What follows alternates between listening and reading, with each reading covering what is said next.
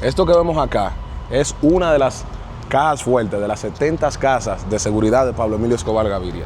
Esta caja fuerte la encontró un policía con 70 millones de dólares. Criado acá, fue uno de los beneficiarios acá en el barrio. Del rancho por casa. ¿Qué significa para usted o qué significó para usted Pablo Emilio Escobar Gaviria? Cuéntame sobre esta experiencia. La experiencia es que yo estaba con el gatico en la sala, ¿cierto? Cuando de un momento a otro se sintió ese estruendo, pero fue una cosa impresionante. ¿Cómo alrededor de qué hora estamos hablando? Por ahí era por las 8:05. Fue fuerte. Una gonorrea. ¡Wow! Todo esto que vemos acá es la cárcel de la catedral. Se estima que hay que él mató alrededor de 8.000 personas. Por acá fue la ruta de escape. Aquí fue donde Pablo Escobar fue encontrado y abatido por las autoridades. ¡Saludo! ¡Saludo! Y es posiblemente que sacaron unos restos. Porque aquí vemos un nombre. Qué extraño.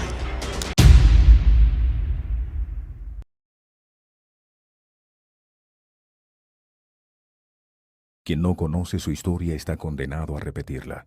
El 3 de diciembre del 1993, más de 20.000 personas caminaron junto al ataúd del entonces más grande narcotraficante de la humanidad. El país hace solo meses no paraba de escuchar explosiones, pero ahora estas personas lloraban y sentían con dolor su muerte. ¿Por qué? Si Escobar era la imagen más grande del narcotráfico y el terrorismo, y era sinónimo de destrucción y crimen, ¿por qué al mismo tiempo tanta gente sufría su partida? ¿Qué había detrás de la imagen de Pablo Escobar? Pablo era una persona de mucho carisma, la gente lo quería y lo respetaba mucho, y tenía una cosa que le falta a mucha de la gente en Colombia, que es la palabra. Pablo lo que le decía a usted con la boca, se lo cumplía como si fuera una escritura.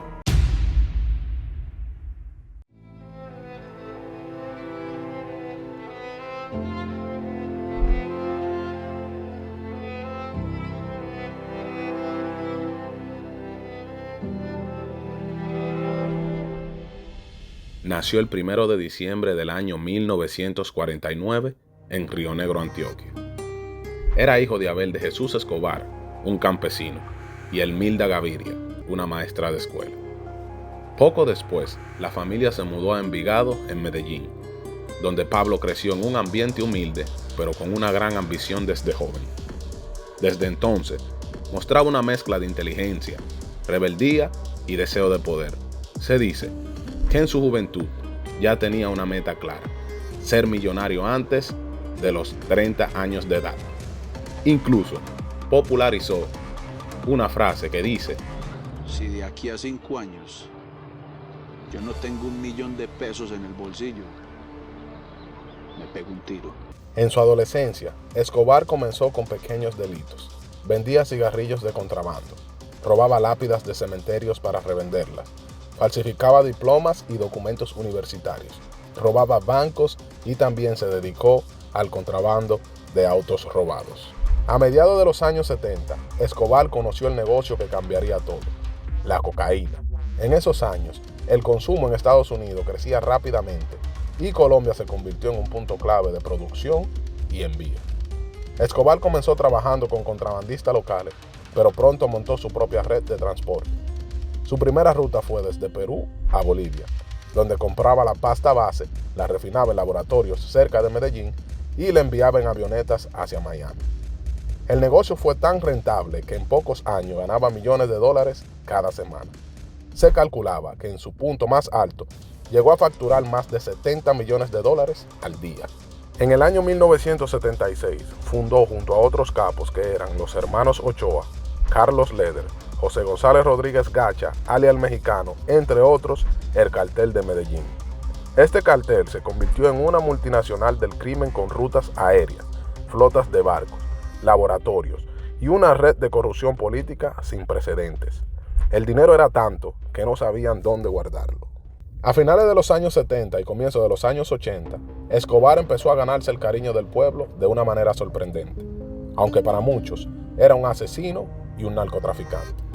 Construyó canchas, iglesias, viviendas y barrios enteros para las personas más pobres de Medellín.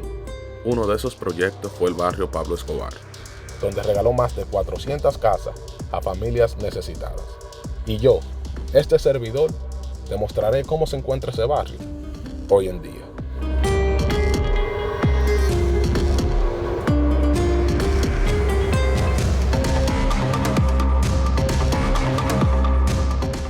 Miren acá donde estamos viendo el barrio de Pablo Escobar,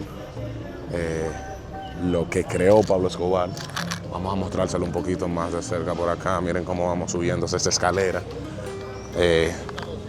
Pablo Escobar que construyó esto para aquellas personas que no tenían vivienda. Y hoy en día es uno de los barrios que ha quedado como parte de su historia. Miren cómo acá le tienen en la entrada del barrio algo en homenaje a él. Miren acá.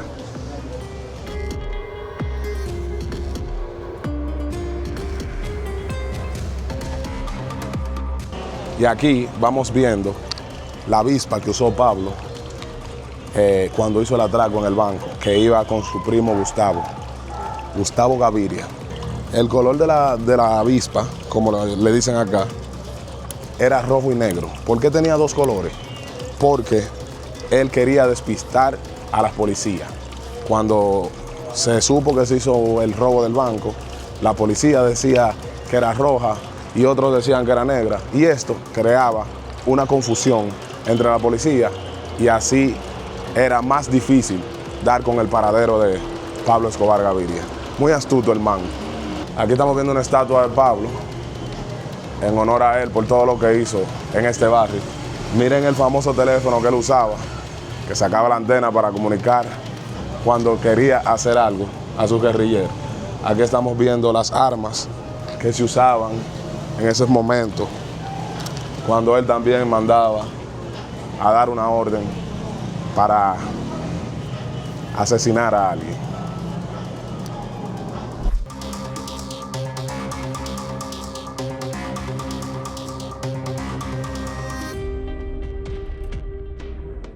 Y bueno, señores, aquí me encuentro con una de las personas que comenzó a vivir acá en este barrio cuando se inauguró el barrio de Pablo Escobar, acá en la ciudad de Medellín. ¿Qué significa para usted o qué significó para usted Pablo Emilio Escobar Gaviria? Hombre, para mí ese señor, lo máximo. Cuando se nos quemaron los ranchos, él nos visitó como a las 2 de la tarde. Sí. Y ahí tuvo la oportunidad de conocerlo. ¿Qué tal él como persona? Bien. Me siento orgulloso y feliz de poder entregarles hoy un techo digno donde guarecerse de la lluvia.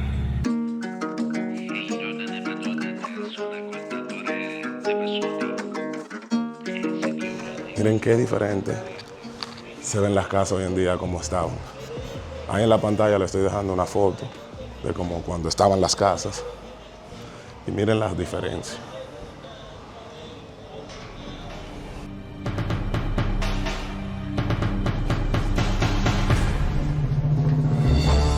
Miren acá en este barrio, como vamos viendo, una barbería con todas las cosas de Pablo Escobar. Plata o plomo, ese era lo que él decía. Miren arriba hay una foto de Pablo. Miren acá como dice Galería. Welcome to Galería El Patrón. Fotos originales e idénticas de la familia de Pablo Escobar. Miren acá como vemos un letrero acá de cuando él estaba por la Hacienda Manuela, por Guatapé, montando jet ski. Miren todo lo que vemos acá que venden de él. Y también aquí estamos viendo unos cuadros de él. La barbería, mira acá, barbería, peluquería El Patrón, el nombre de él. Vamos a entrar a la peluquería para ver, miren qué chula, miren qué chévere. Miren acá cómo se va viendo, para que ustedes vean el nivel de influencia que tenía Pablo Emilio Escobar. Y aquí me encuentro con uno de los barberos de la barbería de acá del Patrón, de Pablo, en el barrio de Pablo Escobar. ¿Cómo está, hermano? Parce, muy bien, un placer conocerte. Un placer, hermano mío. ¿Cómo es tu nombre? Santiago, un placer. Santiago, un placer, José. Santiago, cuéntame de esto, el origen de esta barbería. ¿Cómo surgió todo esto? Parce, bueno, no, esta barbería es un negocio familiar que viene de aproximadamente 10 años.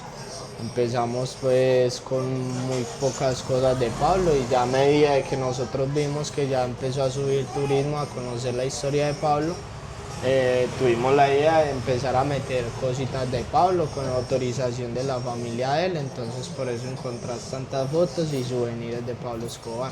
De hecho, el nombre, el patrón, es el nombre de la barbería, ¿verdad? Exactamente. ¿Tuvieron que pedir permiso para eso? Sí, claro, porque igualmente es su nombre, sus apellidos, pues su familia aún vive, entonces claro. Ya si ellos pueden poner problema porque, digámoslo, tal vez lo ven como una marca, entonces... Sí, claro, de hecho es mejor evitar el problema. Exacto. Mira, algún familiar que haya sido beneficiario de un hogar, de una casa, de acá del barrio. Sí, la bisabuela mía fue beneficiaria de unas casas, no exactamente esa, pero sí una de por acá al fondo. Okay. Ella fue beneficiaria. Ya eso era un terreno que mis abuelos construyeron porque eso lo vendían también después de que lo regalaban. Entonces, una familiar mía. O sea, que esto acá era una casa y usted lo... No, eso era un terreno, esa no llegó a ser una casa. El barrio cuando Pablo lo regaló es por acá. Y acá como puedes ver que nosotros estamos exactamente en la curva, eso acá no estaba construido. Ok, wow. ¿Y qué tiempo tienes tú dedicándote a esto de la barbería? Parce, yo tengo aproximadamente 3 años. 3 años. ¿Te gusta? Sí, me gusta. Sí, qué chévere. Hermano, muchas gracias por tu tiempo y muchas bendiciones. Eso, parce, un placer, que te vaya súper bien. En 1982, Escobar fue elegido congresista suplente de Jairo Ortega. Desde el Congreso, buscaba legitimar su imagen y entrar al mundo político, con la intención de cambiar algunas leyes, específicamente la de la extradición hacia los Estados Unidos. Pero su pasado criminal salió a la luz antes, cuando el ministro Rodrigo Lara Bonilla denunció públicamente su relación con el narcotráfico. En 1984, Lara Bonilla fue asesinado y todo apuntó al cartel de Medellín. Ese crimen marcó el inicio de una guerra abierta entre Escobar y el Estado colombiano. Durante la segunda mitad de los años 80, Colombia vivió una época de terror. Escobar le declaró la guerra total al Estado. Ordenó el asesinato de jueces, periodistas, políticos y policías. Puso bombas en sedes públicas, estaciones de policía y centros comerciales. En 1989 hizo explotar un avión de Avianca, vuelo 203, con 107 personas a bordo, intentando matar a un candidato presidencial, el cual no se encontraba en el vuelo. También ordenó el atentado al edificio del DAS, dejando más de 50 muertos. Ese mismo año, el candidato Luis Carlos Galán, que prometía extraditarlo hacia los Estados Unidos, fue asesinado en plena campaña. Escobar se convirtió en el enemigo número 1 de Colombia y también de los Estados Unidos. Y por pura casualidad, me enteré de que la noche anterior de yo grabar este documental, en un lugar de Medellín habían puesto una bomba. Rápidamente investigué dónde era y me dirigí hacia allá para mostrárselo a usted. ¿Qué es la cosa?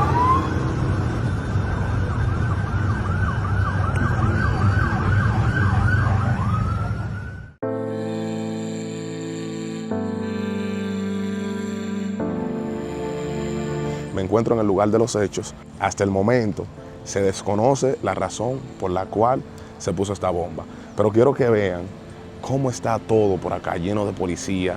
De hecho, no puedo llegar hacia el lugar donde pusieron exactamente la bomba porque tienen todo cerrado. Fue fuerte. Una gonorrea. Ay, yo me imagino, Movió el edificio, se le estaba contando a ella. Que movió el edificio, fue muy duro. Wow. Las horas están aquí nomás. Pero ¿y alrededor de qué hora fue que pasó eso?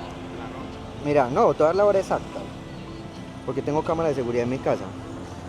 A las 8:03. Es que, porque hay mucho ruido, pero... ¡Wow! Ahí se escuchó. Espérate un momentico, lo devuelvo. ¡Wow! ¿Y qué te pensó, Y luego sigue mi hijueputazo. Este edificio que vemos acá, el cual estoy señalando, a todos se le explotó la ventana. Este no fue el lugar del hecho, pero el impacto fue tan grande que afectó este edificio. Me dicen que fue al frente de este lado, pero un poquito más hacia arriba. La bomba fue tan fuerte que impactó acá y rompió muchas ventanas. Y bueno, señores, aquí me encuentro con uno de los afectados, se podría decir, ya que vive alrededor del lugar. Le vamos a hacer unas cuantas preguntas para ver cómo pasó todo, cómo fue la experiencia, qué sintió, entre otras cosas. ¿Cómo es su nombre, hermano? Mi nombre es Javier Bastida. Javier Bastida, mucho gusto, José. Javier. Cuéntame sobre esta experiencia. La experiencia es que yo estaba con el gatico en la sala, sí, ¿cierto?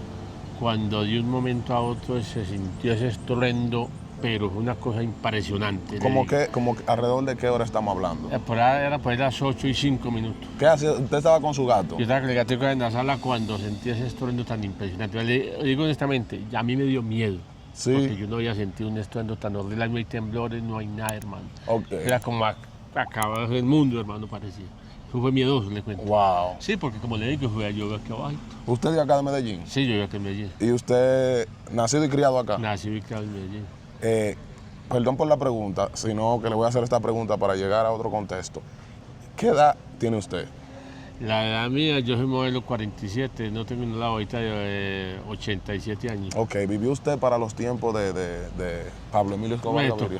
Fue una época también muy dura, muy dura. Entonces usted vivió algo similar para esos tiempos, ¿sí? Sí, algo similar, claro, para la edad mía yo viví todo eso porque eso... ¿En algún momento usted, cuando escuchó eso, pensó que podría ser lo mismo que estaba pasando antes? Pues es decir, se está viviendo ya la misma situación que se vivió cuando la época de Pablo Escobar. La misma, y las bombas. ¿Por qué usted lo dice? ¿Hay muchas bombas en los últimos momentos, en estos últimos tiempos acá en Medellín? Sí, han habido ya bombas, claro. Sí, o sea que esto no es algo que pasó de la nada, o sea, ha pasado. Pero aquí abajo no hace mucho tiempo que hubo otra bomba. Aquí abajo. ¿Y cuál usted cree que sea el motivo por el cual está pasando esto? Yo creo que lo que está pasando es que como siempre les están atacando a esas guerrillas y a todos ellos tomando represalias, ¿cierto? Sí. Entonces, es lo que está pasando con esto. Entonces probablemente no sabemos la razón por la cual pasó esto, porque fue reciente, todavía está bajo investigación. Exacto. Pero ¿usted cree que esto haya sido un atentado de la guerrilla o algo que tenga que ver con eso? Eso existe, esa gente. Sí. Esa gente ya está aquí dentro de la ciudad también, no solamente de fuera de la ciudad, sino dentro de la ciudad. Gracias por su tiempo y le deseo Dios los bendiga. Hasta luego, hermano.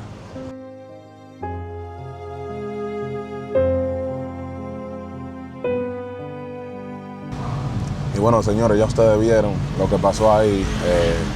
Bien penoso la situación. No me imagino pasar por algo así. Y nada, vamos a seguir con la idea principal de este contenido, que es la serie Pablo Escobar.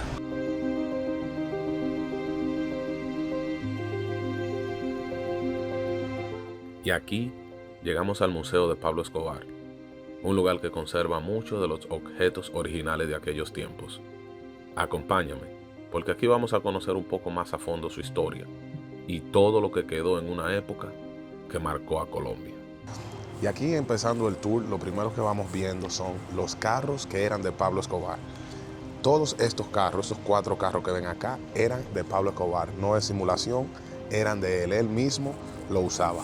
Este que vemos acá es el taxi, es un taxi de un vecino de Pablo que lo llevaba al colegio cuando él era chiquito, en el barrio de él, donde se crió y nació. Él lo obtuvo luego de que comenzó a ver dinero, lo mandó a comprar y le regaló 2 casas y $150,000 al dueño de este taxi, que en ese caso era el vecino de él. En este que vemos acá fue donde Pablo participó en una carrera que muchos la vimos en la serie. De hecho, miren acá cómo él le puso el nombre de Osito y bicicletas, ya que ustedes saben, en la misma serie se ve que Osito era el hermano mayor de Pablo y él se dedicaba a arreglar bicicletas. Le puso eso en su nombre. De hecho, Osito todavía hoy sigue vivo. Miren acá a Pablo Escobar, como le puso el nombre acá, Pablo Escobar. Y en esa carrera recuerdo que él ganó porque él hizo trampa. Todo eso lo hizo en conjunto con su primo Gustavo Gaviria. ¡Ese es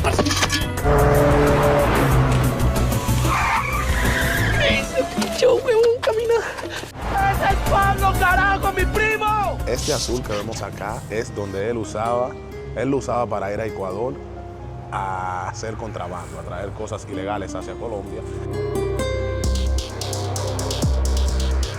Y estamos viendo el carro con el que él se le escapó a la policía.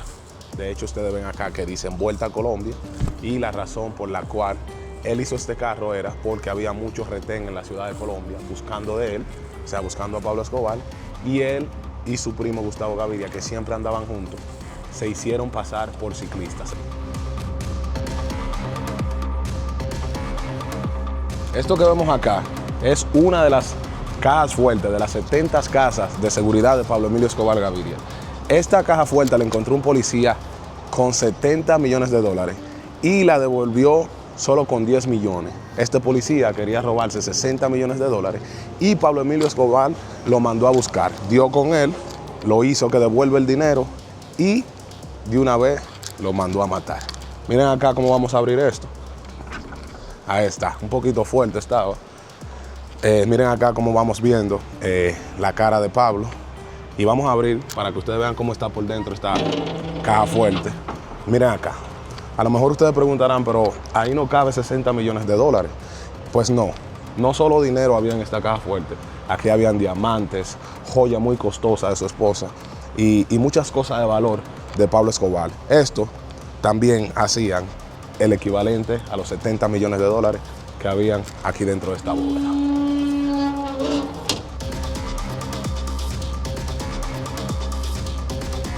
Aquí nos encontramos en un área donde se lo dedican al hermano de Pablo Escobar, el Osito.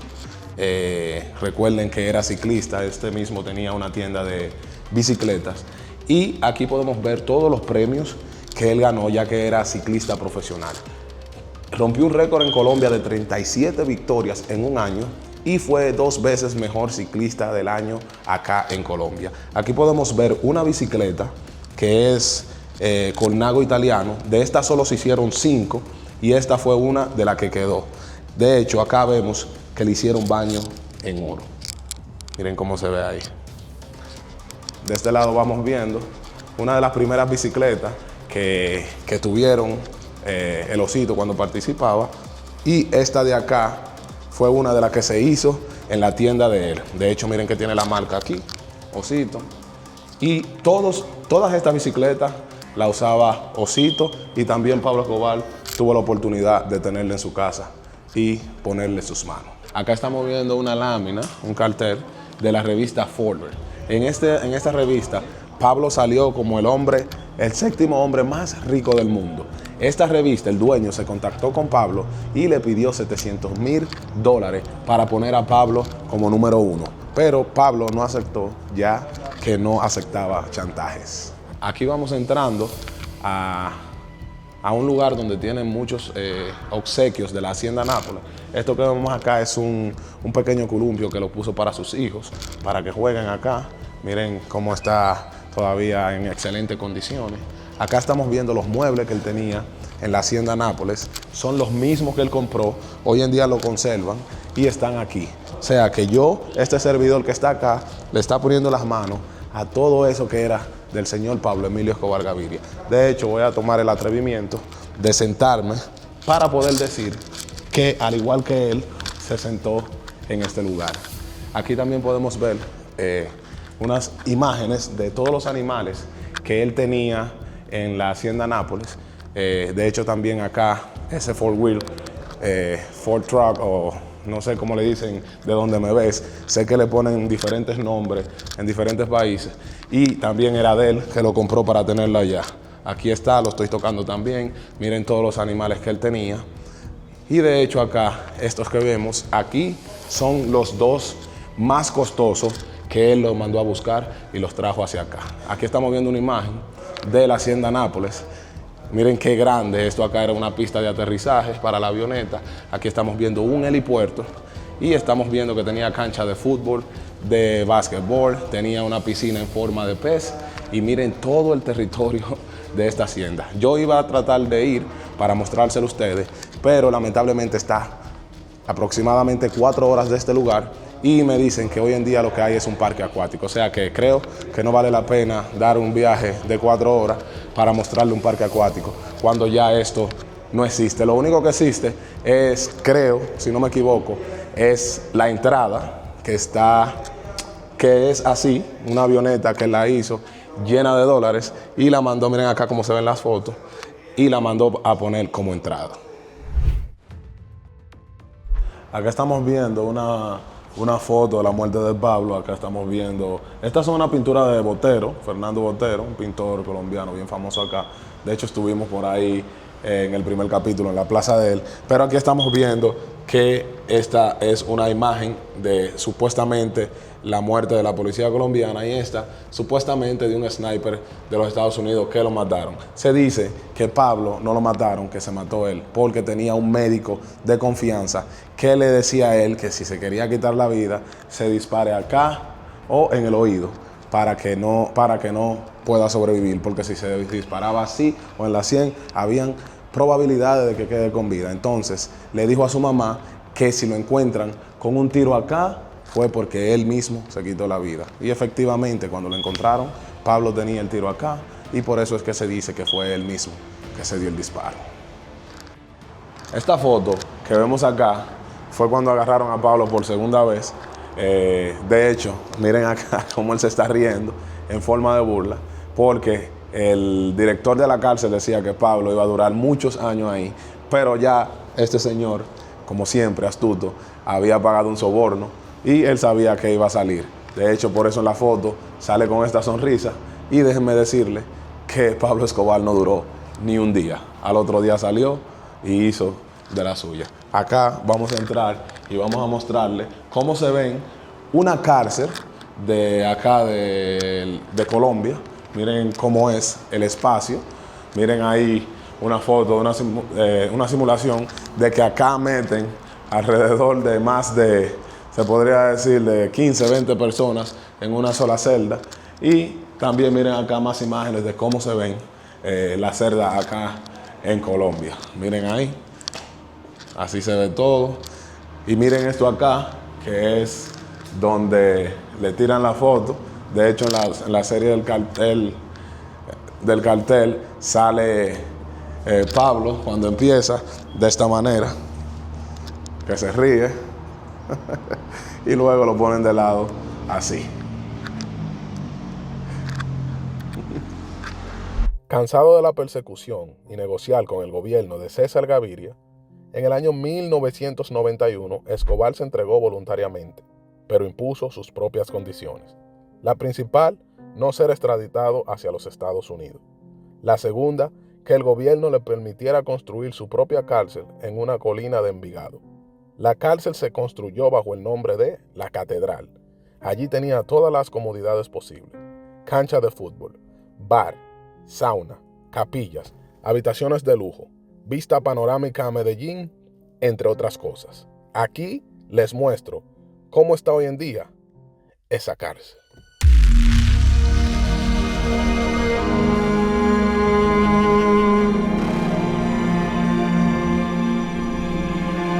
Por fin, casi un mes después de que se anunciara, a las 5 de la tarde de ayer, las 12 de la noche en España, Pablo Emilio Escobar Gaviria, el jefe, el capo de capos del cartel de Medellín, uno de los hombres más buscados del mundo, se entregaba a la justicia colombiana.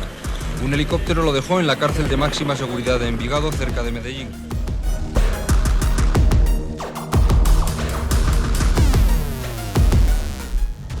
Y aquí vamos de camino a la cárcel, la catedral.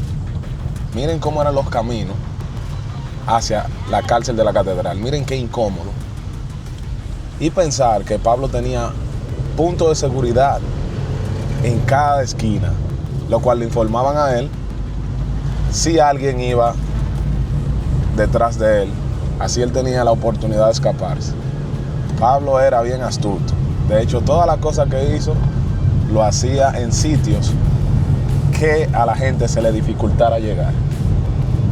Miren este camino, qué estrecho.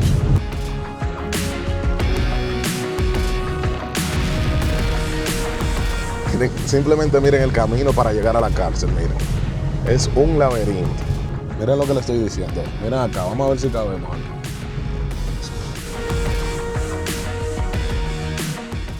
Felicidades. Llegaste a la catedral. Y la verdad que Pablo era un berraco, como dicen aquí. Yo me imagino que en lo que la policía venía, ese hombre llegaba a Estados Unidos. Porque de verdad que el trayecto para llegar a este lugar es demasiado incómodo. Y aquí nos encontramos justamente en la entrada de la catedral. Por cosas de la vida la cerraron. No podemos entrar. Una semana antes de yo venir, hace aproximadamente 7 u 8 días, nos acaban de decir que cerraron el acceso a la catedral. Voy allá arriba, que me dijeron que la puedo ver desde allá y se la voy a mostrar. Estoy caminando por las afueras. Todo eso que vemos acá es la cárcel de la catedral. Acá se puede ver un poquito. Vamos a ver si desde acá arriba se las muestro. Miren cómo se ve. Desde acá podemos ver la entrada a la cárcel de la catedral. De haber venido una semana antes, a lo mejor estuviera todo por acá adentro, por todos estos lados mostrándose. Lo que fue la cárcel de la catedral de Pablo Escobar, donde él mismo la construyó para quedarse acá, preso. Se estima que hay que él mató alrededor de 8.000 personas. Aquí en la catedral. En toda la catedral. Desde las personas que construyeron la catedral, las tuvo que matar, obviamente, porque ellos tenían toda la información de los planos de los túneles. Entonces, primero tuvo que matarlos. Segundo, porque una de sus aberraciones era que le juntaban las niñas vírgenes. Entonces, obviamente, después de que hacía su acto, las mataba y las enterraba aquí mismo en este lugar. Adicional a eso, pues, porque no alcanzamos a ver, porque los chéveres podemos mostrarles allá el campo, el cuarto de tortura, donde de cierta manera pues era que hacía toda esa maldad, donde sus grandes enemigos los ponía a sufrir para que de cierta manera cantaron. Cuenta la leyenda, pues se dice pues que es veraz la información. Hay una parte pues donde de esas hormigas que son carniceras, que te comenté, le aplicaron una cierta de dulce para que los matara pues lentamente y de cierta manera pues fuera contando, pues sacar la información. Pero eso es obviamente que está abajo en el cuarto de tortura, donde se ve pues toda la información. Y en este momento estoy de camino hacia la famosa ruta de escape de Pablo Escobar, el camino que utilizó para huir de la cárcel de la catedral, un lugar lleno de historia y de secretos que todavía siguen vivos. Con todo y que se entregó bajo sus propias condiciones, Escobar seguía el negocio desde su prisión, seguía manejando el cartel de Medellín e incluso había ordenado asesinatos desde adentro. Cuando el gobierno se enteró de todo esto, rápidamente fueron por él para trasladarlo a una cárcel real. Pero cuando llegaron allí, ya era tarde. Escobar había organizado una ruta de escape y rápidamente se enteró de la noticia, huyó junto a su equipo de trabajo. Y bueno, familia, aquí me encuentro con Ferdinand, es uno de los que se encarga de dar el tour acá por la catedral, por la cárcel de Pablo Escobar. Él me va a dar un pequeño tour por donde fue la ruta de escape de Pablo Emilio Escobar. Nos vamos a montar acá, miren estos motores que tenemos ready para ir a explorar ese lado y vamos a estar viendo todo eso para llevárselo a ustedes. ¿Cómo se encuentra usted el día de hoy? Fanático, muchas gracias por atender al llamado. Listo. Aquí estamos ubicados en el restaurante Territorio. Aquí fue la segunda garita, que fue su segundo anillo de seguridad, donde Pablo se encontraba con su familia. Él no le gustaba que fueran a la cárcel, por lo que de cierta manera para el mundo entero era una cárcel, pero era un lugar de fiesta, era un lugar donde ocurrían aberraciones, cuanto vejamen pudiese haber. Entonces él no quería contagiar a su familia de lo que se vivía allá y en este lugar donde se encontraba. Vamos a encontrar por el bosque, conectar donde fue la ruta de escape y donde él se conectaba con su familia en este lugar. ¿Listo? Ok, entonces vamos allá, síganos.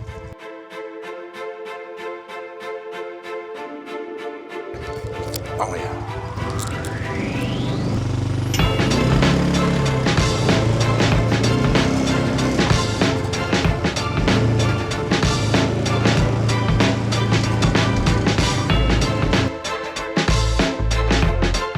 políticos. Esta era la ruta de escape del hombre y de cierta manera que a su vez le servía para conectarse con su familia, como antes lo habíamos mencionado. Este bosque tiene magia, tiene energía. Vamos a, de cierta manera, ya les vamos a mostrar por dónde fue la conexión que lo conectó desde Catedral hasta acá. El patrón dijo, nos tenemos que ir, nos vamos a las 11 de la noche. Esa cárcel está en una parte alta de Envigado, que es la parte sur de Medellín, y con frecuencia se llena de niebla. Porque él sabía que a las 11 de la noche la neblina tapaba la catedral, que la catedral siempre la tapaba porque eso es una zona alta de Envigado. Los tipos aprovecharon la niebla para acercarse a la malla. Él había construido la cárcel, entonces el muro que soporta la malla, uno de esos ladrillos fue con yeso, no con cemento. Le metimos la pata y por ahí nos fuimos, que el patrón la conocía bien.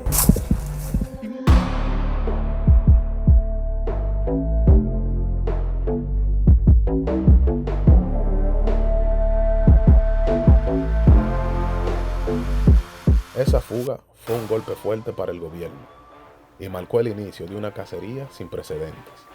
El presidente ordenó la creación del bloque de búsqueda, un equipo élite formado por 4 grupos: la policía, el ejército, la DEA y por sus enemigos del cartel de Cali.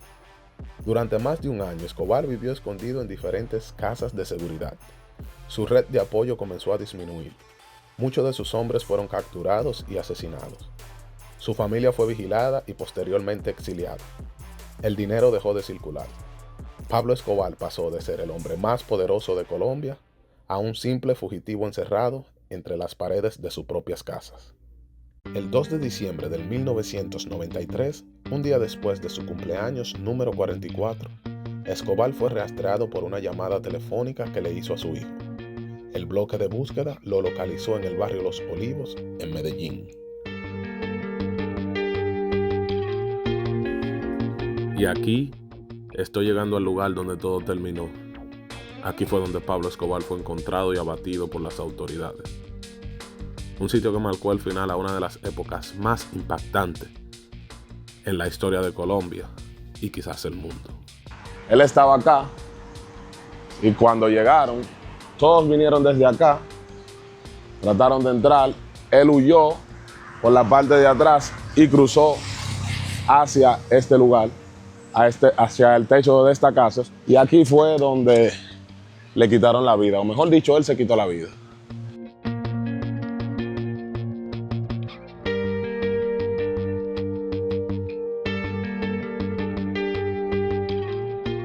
¡Saludo! ¡Saludo! Escobar fue sepultado en el cementerio Jardines Montesacro en Itagüí.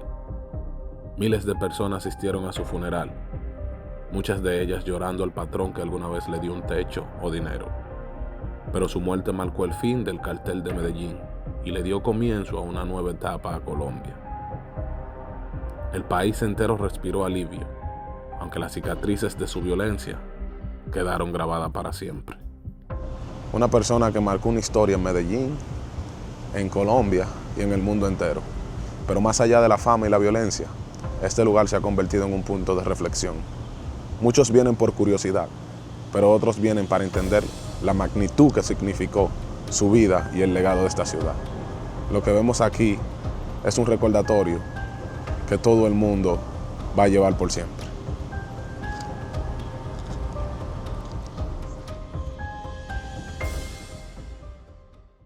Y aquí llegamos al final de este recorrido, no para exaltar lo que fue, sino para entender lo que dejó.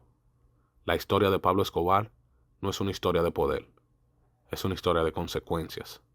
Detrás de cada decisión, de cada acto, quedaron familias marcadas, vidas perdidas y un país que aún carga con la huella del pasado. Este documental no busca resaltar lo malo, sino invitar a reflexionar, que ningún camino construido sobre el dolor lleva a un verdadero final feliz, que la verdadera grandeza no está en el miedo que causas, sino en el legado que dejas. Y si algo nos enseña esta historia, es que el poder puede terminar, pero las acciones siempre permanecen. Suscríbete, dale like y activa la campanita de notificación para el próximo contenido y nos vemos en una próxima.